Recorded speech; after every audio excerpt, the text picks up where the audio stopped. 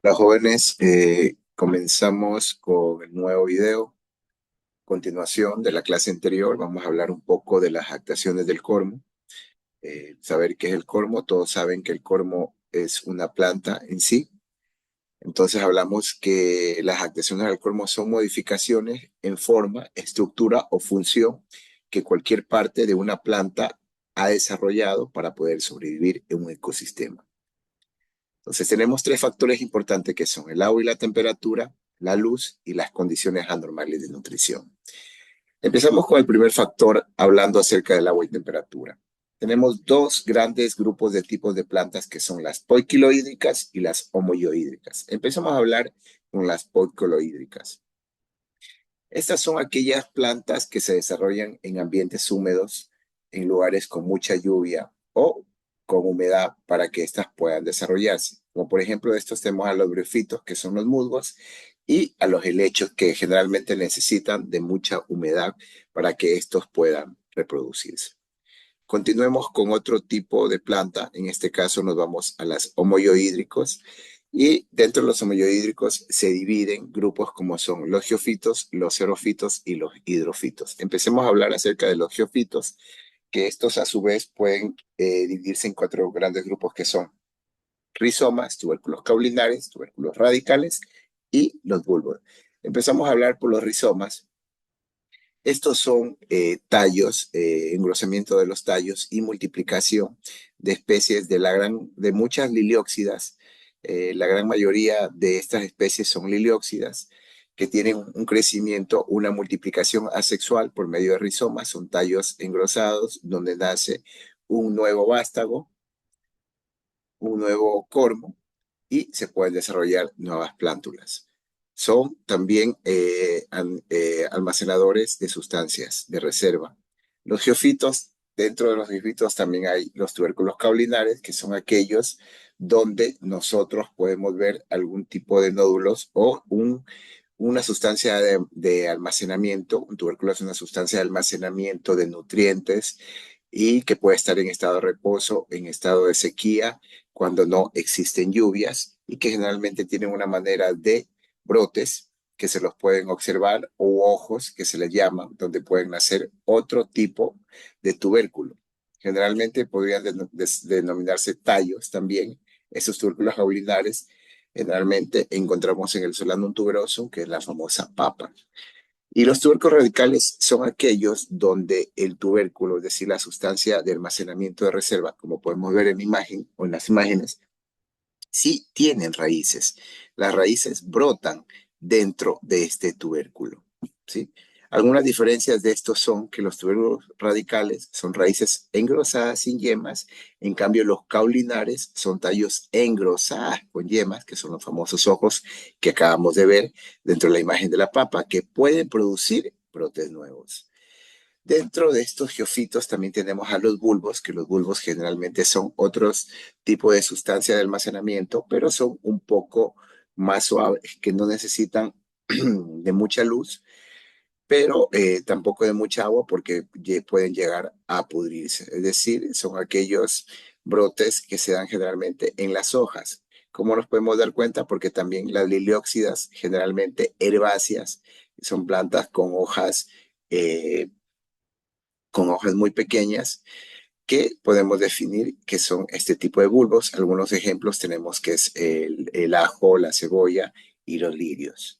Continuando con el factor agua y temperatura, y dentro de los homoiohídricos de este tipo de planta tenemos las xerofitas. Estas xerofitas pueden ser freatofitas, esclerófilas, suculentas, espinas y aguijones. Empezamos a hablar de las freatofitas. Las xerofitas fratofitas son aquellas plantas que por vivir en lugares cálidos, como la palabra mismo lo dice, xerofito, generalmente significa a aquellas especies vegetales que se adaptan a lugares donde hay escasez de agua, donde hay sequías, que pueden ser desiertos, bosques secos, matorrales desérticos y otros tipos de ecosistemas. Las fratofitas generalmente son árboles, arbustos o aquellas hierbas que desarrollan raíces muy largas que puedan buscar y encontrar algún cuerpo de agua para poder abastecerse y nutrir a la planta. Las flatofitas son otro ejemplo de xerofitas, pero generalmente estas son aquellas plantas que sí, que se han adaptado muy bien. Aquí tenemos un ejemplo que es una planta introducida, que son los eucaliptus, y la Prosopis juliflora, que es una especie endémica del bosque seco.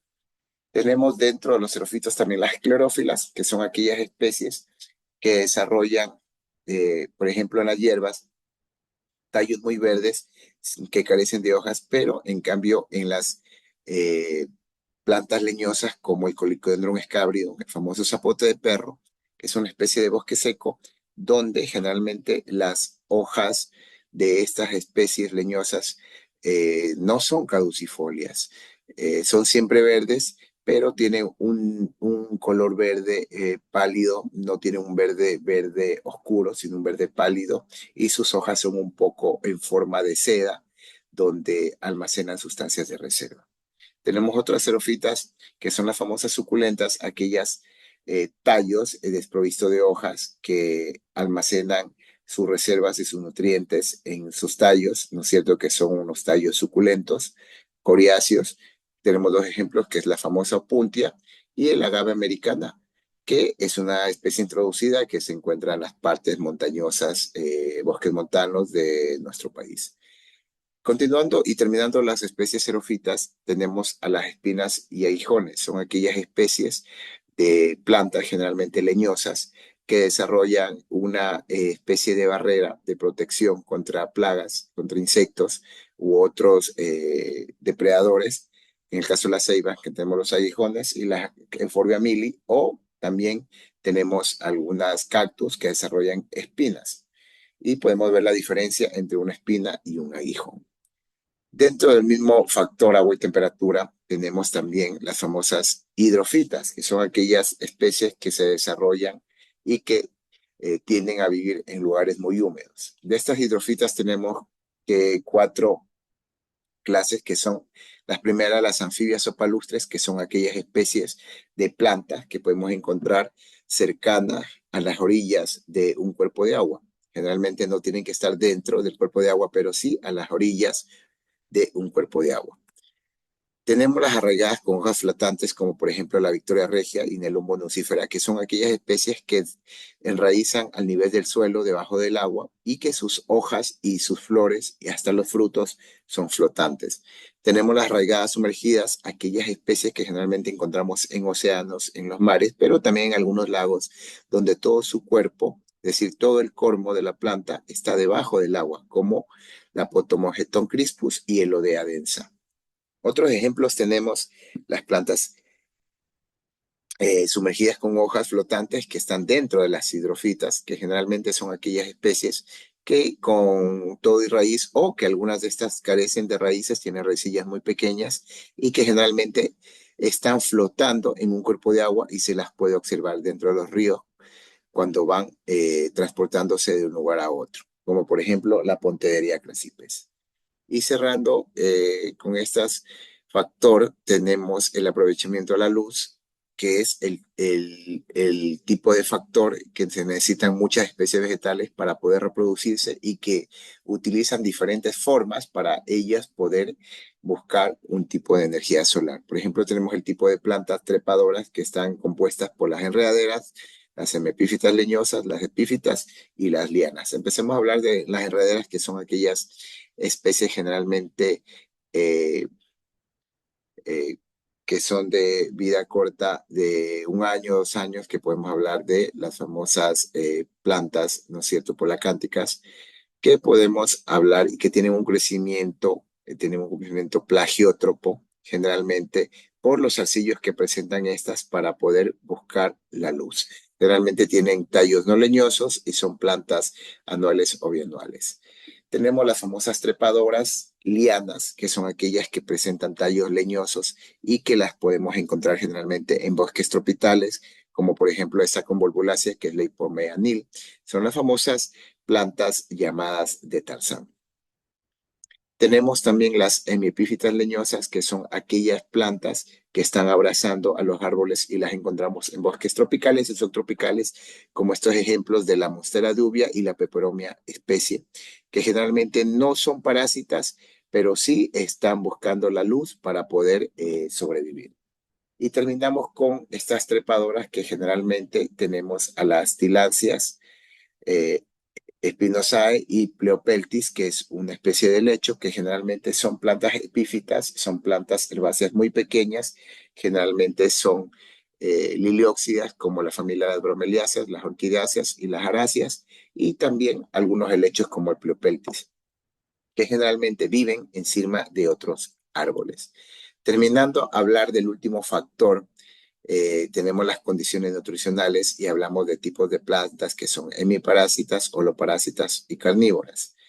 Podemos hablar dos muy representadas en nuestros bosques secos de la provincia del Oro y del Ecuador, que son las hemiparásitas, que son el Citacanthus, una especie de planta que presenta nódulos en forma de tubérculos dentro o encima de otra planta, como por ejemplo de la guayaba. Aquí tenemos dos especies diferentes que están dentro de otras plantas viviendo. Y las holoparásitas, que generalmente son herbáceas, que presentan muchos zarcillos o nódulos que generalmente podrían matar a otra especie, ¿no es cierto?, al momento de poder sobrevivir estas y poder fructificar para poder desarrollarse y propagarse. Y tenemos también las carnívoras, que son plantas que generalmente se alimentan de insectos.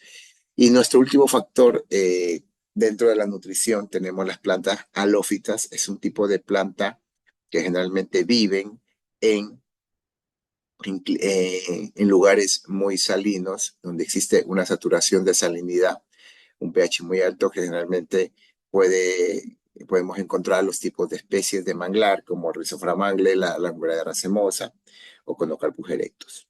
¿Sí? Esto es en cuanto a este tipo de plantas. Hay que recalcar que estamos viendo el libro de botánica, de morfología botánica de la Facultad de Ciencias Agrarias de una universidad argentina. Bueno, no, muchas imágenes han sido tomadas del libro y otras imágenes son propias. Nos vemos en el próximo video.